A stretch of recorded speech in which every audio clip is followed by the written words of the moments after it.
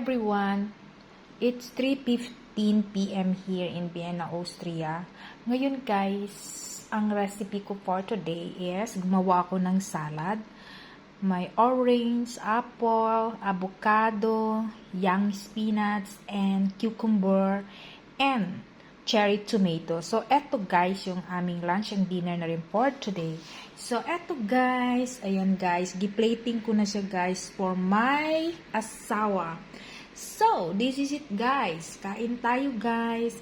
First time ko gumawa ng ganitong salad guys. Kasi usually, ano lang ako, cucumber and apple lang ako and cherry tomato. Pero ngayon, para maiba naman guys. So, nagluto ako ng 5 legs. Gi-air fryer ko lang siya.